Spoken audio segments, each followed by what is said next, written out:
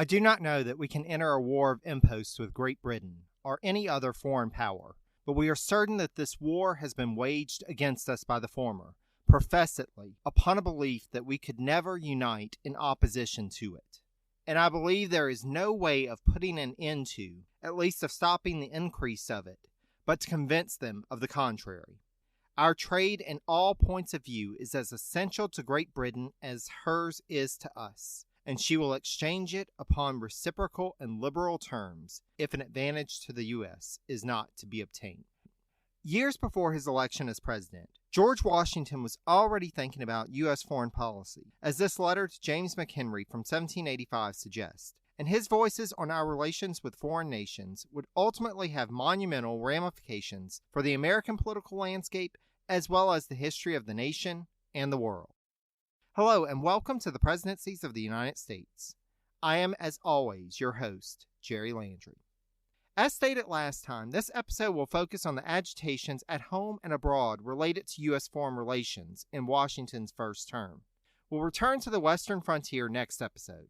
Since we haven't discussed the foreign landscape in much detail up to this point, we're going to need to lay some groundwork to establish a basic understanding of what's going on in the world before we can discuss how it affects the U.S. in general and the Washington presidency in particular. Ready? Then let's get to it. As a number of you are likely aware, 1789 was not just the year of Washington's inauguration, but it also marks the traditional starting point of the French Revolution, namely, the fall of the Bastille. Less than 3 months after Washington's inauguration, crowds of Parisians stormed the Bastille prison, a symbol of the authority of King Louis XVI, or Louis XVI, as he's known en français. Not only did they liberate the few prisoners that were being held in the prison, but they also beheaded the governor of the prison and a Paris city official. Now, we neither have time nor is it within the scope of this podcast to go into the details of the French Revolution. Should you like to learn more about the French Revolution, I highly recommend the third series of episodes of Mike Duncan's Revolutions podcast, which provides an in-depth examination of the events and characters of the Revolution. For our purposes, it is important to note that, while events were going on at the Bastille, Thomas Jefferson was still serving as U.S. Minister to France and was having tea with a friend when he learned of what had occurred at the prison. Jefferson had served as minister since his appointment as a diplomat to Europe in 1784 and had played a key role in continuing the work of his predecessor as minister to France, Benjamin Franklin, of working to expand American trade with France as the first step towards overcoming the European mercantile system and opening new markets to American goods. He had made some progress towards these ends by 1789, with Jefferson scholar Merrill Peterson asserting that while, quote, the total volume of the trade between the U.S. and France fluctuated little and was about the same in 1789 as it was at the beginning of Jefferson's tenure, there had been a significant concession on the part of the French in their opening up trade with the French colonies in the West Indies to American trading, which was, quote, a bonanza for the Americans and a small disaster for the French. Events in mainland France, or the Metropole as it was known, would come to threaten this progress. Jefferson had reported back to the new government about the recent agitations in France, and had even asserted in a letter 16 days prior to the fall of the Bastille that, quote, this great crisis being now over, I shall not have matter interesting enough to trouble you with as often as I have done lately. After July 14th, however, Jefferson was asserting to Madison that, quote, this scene is too interesting to be left at present, despite his prior request to return to the U.S. As we've discussed in past episodes, however, Jefferson did return to the U.S., but not before advising the revolutionary leader, the Marquis de Lafayette, who had played a key role in the American War for Independence, on the development of the Declaration of the Rights of Man and the Citizen, which was adopted by the French National Assembly on August 26th, and hosting at Lafayette's request a dinner for 8 members of the National Assembly in late August, during which the Assemblymen worked out key compromises for the new French Constitution. Jefferson had the luxury of being on hand for the most idealistic time of the French Revolution, as he described it, quote, the first chapter of the history of European liberty. And it was with this optimism that he set sail for America to, unbeknownst to him at the time of his departure, take up the role as the chief minister of foreign relations for the United States. This warm attachment to France would cause him to recommend in his report on American commerce in 1792 that the United States pursue an expanded commercial relationship with France in order to break free of its current dependence on trade with Britain, a relationship which he felt was stacked against American interests to the benefit of the British. Hi, I'm Sean McCabe. And I'm Carrie McCabe. We are, well, married, obviously, but we're also obsessed with the darker side of things. True crime stories, alien abductions, poltergeists. If it leaves you scratching your head and keeping those lights on at night, we want to hear about it. That's why we host the podcast, Ain't It Scary, with Sean and Carrie. Every week, we bring our listeners a true story guaranteed to send chills down your spine. From history's most brutal serial killers to the mystery of spontaneous human combustion. Yep, lots of these stories leave unanswered questions behind, and you'll get to poke through the rubble of the evidence with a hardened skeptic and someone whose mind is more open to fun. Yeah, that's what I was gonna say. You can find Ain't It Scary with Sean and Carrie wherever you get your podcasts, and on social media at Ain't It Scary. Come play with us.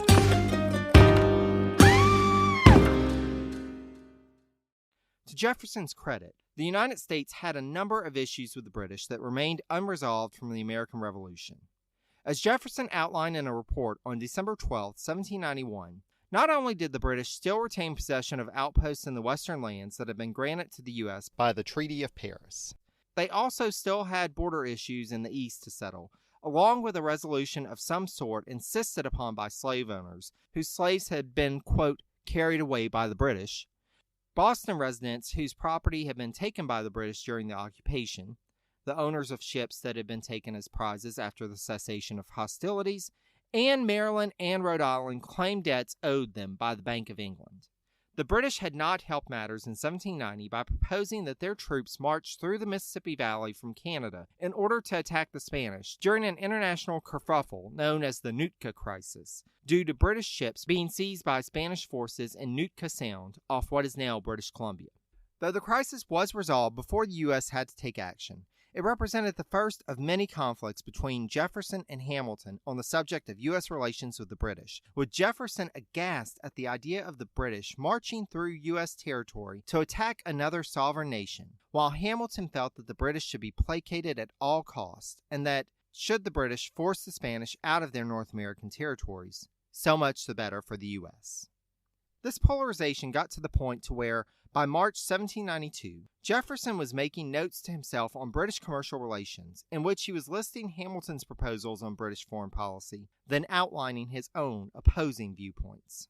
Again, to Jefferson's point, the American position in relations with the British was quite weak, and American dependence on British commerce arguably played a large role in that.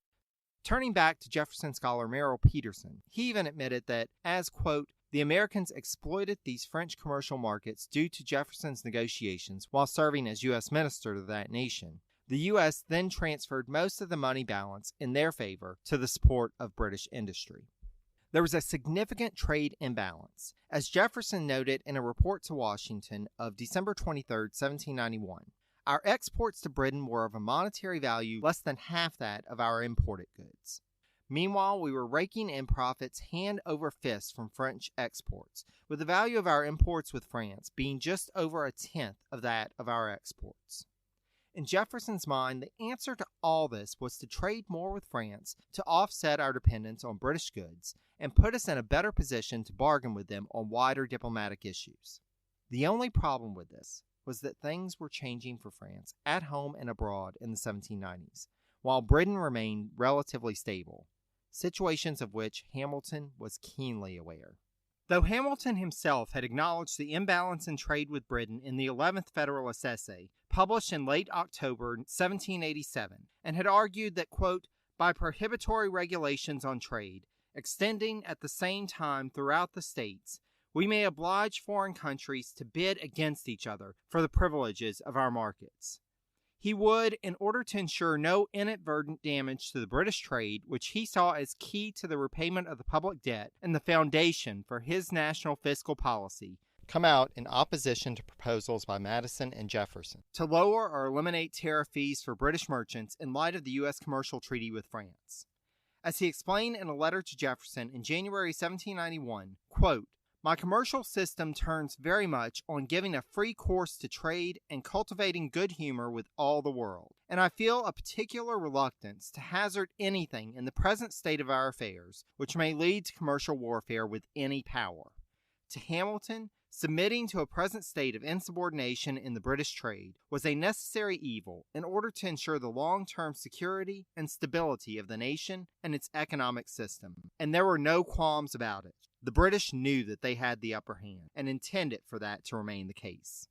A secret report prepared in January 1791 by the British Committee of the Privy Council for Trade and Plantations ultimately found its way to Jefferson, which outlined that not only had the British share of shipping in the Anglo-American trade increased, but now even the British had identified, quote, that a party is already formed in the United States Congress in favor of a connection with Great Britain, which by moderation on her, i.e. Britain's part, may perhaps be strengthened.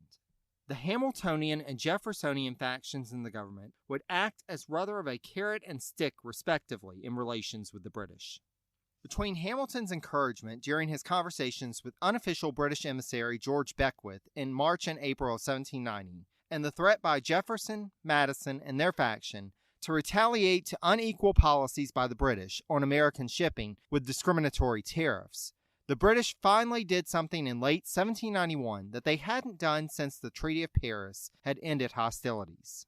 Namely, they sent an official diplomatic minister to the United States. Though a small concession by the British of legitimacy on the government founded by their former colonies, it was arguably ultimately to the advantage of the British, as George Hammond would be the eyes, ears, and mouthpiece of his government on the ground in Philadelphia to help to assure continued British dominance in Anglo-American trade. As we'll see as we get into Washington's second term, foreign representatives would come to play a key role in influencing administration policy. In case you thought that foreign intrigues began in 2016, wait until you hear about Citizen Genet. But that's getting ahead of myself. Before we swing back around to the French, I did want to mention the other prominent figure in U.S. foreign relations at the time, mainly due to its territory sharing a lengthy border with the United States, the Kingdom of His Catholic Majesty, España, or as we know it in English, Spain. As noted in episode 1.7, though Spain had allied with the United States in its War of Independence, more as an excuse to get Gibraltar and colonies along the Gulf of Mexico back from the British, rather than for any strong feeling of empathy for the American cause. By the time the government under the Constitution started up, tensions had developed due to Spanish intrigues in the lands west of the Appalachians, and, consequently, the unwillingness of Spanish officials to open up the Mississippi River to American trade. The Spanish, after joining the Revolutionary War on the side of the United States, had launched military operations against the British out of St. Louis that they used as justification for claiming the lands east of the Mississippi to the Appalachians as far north as the Tennessee River. However, Great Britain did not recognize Spanish claims to the land in their peace treaty, and instead guaranteed both the southern border of the U.S. at the 31st parallel, well south of the Tennessee, as well as the right of U.S. citizens to navigate the Mississippi River in the Treaty of Paris, despite relinquishing control of West Florida. As Americans swarmed into what would become Kentucky and Tennessee following the war, and started using the Mississippi to ship goods, which had been a right of citizens of British North America before the war, the Spanish realized that if they were to follow through with their policy of containing the new United States to the eastern seaboard, they would have to shut off that trade. Thus, in 1784, navigation of the Mississippi through Spanish territory was made the exclusive right of Spanish citizens. This navigation became a bargaining chip and a point of contention both in American negotiations with Spain, as well as nascent movements to leave the United States fomenting in the West. The issue would be allowed to simmer for a bit when Spain allowed navigation on the Mississippi upon payment of duty fees, but ultimately a more permanent resolution would have to be reached, one way or another, before the tensions got out of control. Situations with the French, however, were already out of control, not just in the country proper, but in its most profitable colony, and indeed, the most profitable European colony in the Western Hemisphere. Now, in most histories that I've read that touch on the influence of foreign relations on the early republic, there's often talk of how negotiations with the British and the French Revolution, and even occasionally talk of relations with the Spanish. But the Haitian Revolution is rarely discussed. though it has finally started getting more of its due consideration in more recent scholarship. For the longest, the fact that the second European colony turned nation in the Western Hemisphere was one organized and predominated by people of African descent, which also was, as historian Robin Blackburn notes, quote, the first major breach in the hugely important systems of slavery in the Americas, made this a problematic subject for historians who were predominantly Caucasian to discuss, given the prevailing social discriminatory mores and stereotypes. According to Blackburn, this accomplishment of, quote, Jacobin revolutionaries and the black peasantry has not been a comfortable one for the traditional national historiography in the United States or Britain, which has increasingly seen the perceived innovation of their respective national abolitionist movements as a mark of pride. Likewise, the Haitian Revolution, quote, has become awkward to discuss even in France, as the Jacobin period has been viewed with increasing distaste and embarrassment. Either through attempts to suppress the accomplishments of people of African descent or to add greater emphasis to the accomplishments of people of European descent, this has been a story largely untold in American historiography until late, and thus we're going to spend the remainder of this episode on it, since, as Blackburn pointed out, quote, the survival of Haiti had implications for the future of slavery in the Americas and tested and tempered the outlook of the abolition movement. The reason Haiti, or as it was known to the French, Saint-Domingue, was so profitable is that it supplied half of the coffee and sugar consumed by the world at the time. These goods were produced by 500,000 slaves, the highest density of slaves in the hemisphere. We'll talk more about the slave system and early abolitionist movements 2 episodes from now, but the most important thing to know now about the Haitian Revolution is that it has its origins in the French Revolution, and specifically the Declaration of the Rights of Man. There were 3 main groups in Saint-Domingue: the whites, the free-coloreds, and the slaves. The whites were by far a minority in the colony and were themselves divided into 2 distinct groups: the plantation-owning Grand Blanc and the working-class Petit Blanc. In the latter years of the 18th century, the whites had been attempting to take rights from the free-coloreds, people of either African or mixed-race heritage who were free, and in some cases, owners of large plantations and a large number of slaves themselves. The 30,000 or so free-coloreds in the colony began to demand that their political rights be affirmed by the law of the new National Assembly. And indeed, they were well in their rights to do so, as the discourse in metropolitan France was focused on, quote, liberty conditioned on public utility, property, and membership in the community. A number of the free-colored were property owners and had long played a key role in the colony's community, sometimes even more so than the whites who, if they even lived in the colony in the first place and weren't absentee plantation owners, saw Saint-Domingue as a means to an end and would return to France as soon as possible once their fortunes were made, or, for government administrators, as soon as their tour of duty was over. This debate continued, both in the colony and in the National Assembly, until, in August 1791, around 20,000 slaves in the north of Saint-Domingue rose up in rebellion. This rebellion was violent, and it was quickly apparent that it would not be easily quelled. Washington first learned of rumors of the rebellion while at Mount Vernon around September 23rd, and soon had letters from numerous individuals, from U.S. and French officials to private citizens, giving him details on the situation in Saint-Domingue. He also learned of a request from the French minister to the U.S., Jean-Baptiste Chevalier de Tournon, to Hamilton of, quote, an amount not exceeding $40,000 in order to purchase, quote, large supplies of provisions to be speedily forwarded to Saint-Domingue.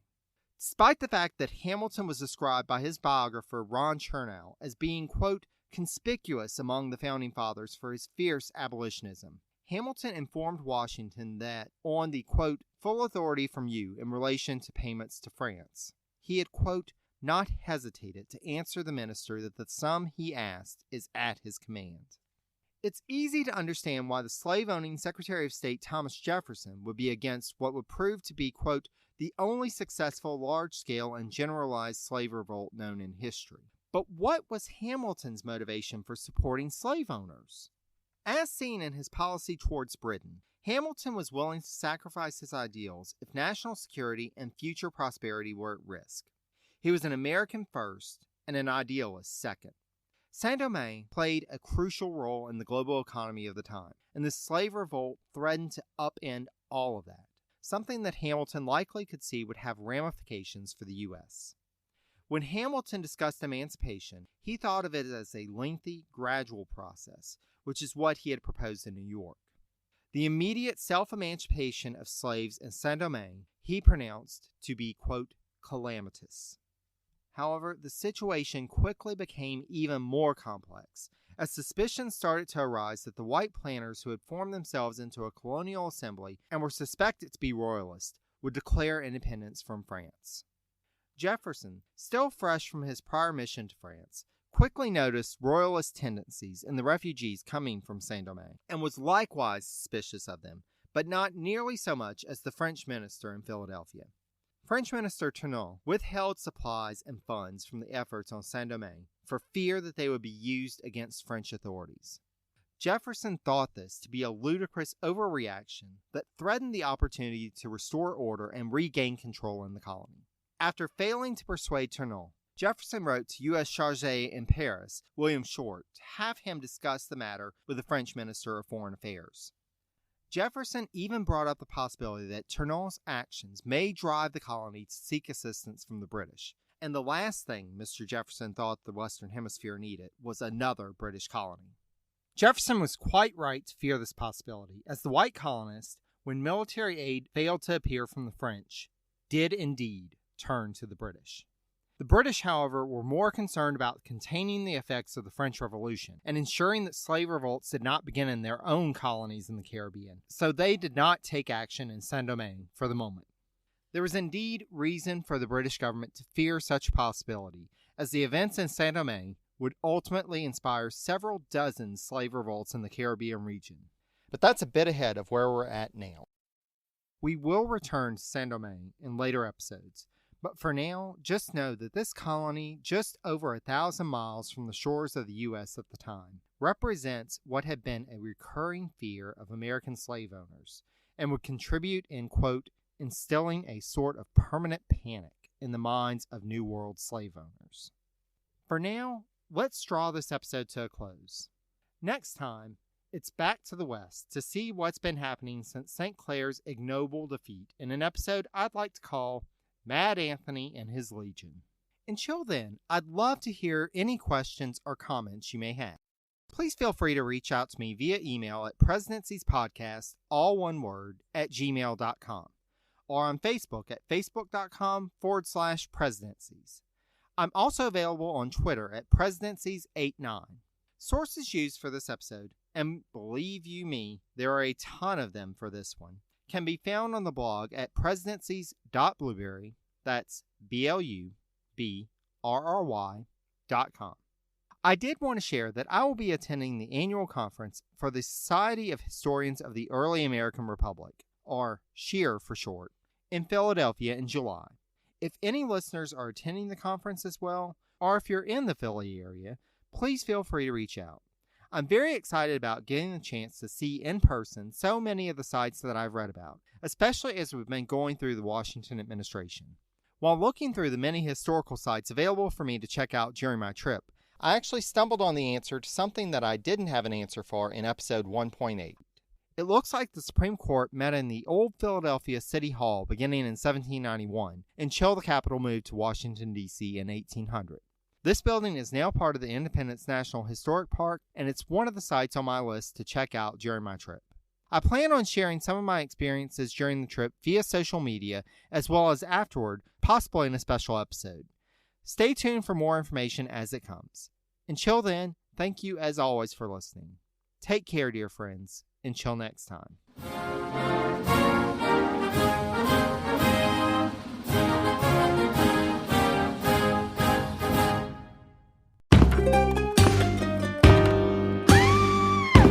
Hi, I'm Sean McCabe. And I'm Carrie McCabe. We are, well, married, obviously, but we're also obsessed with the darker side of things. True crime stories, alien abductions, poltergeists.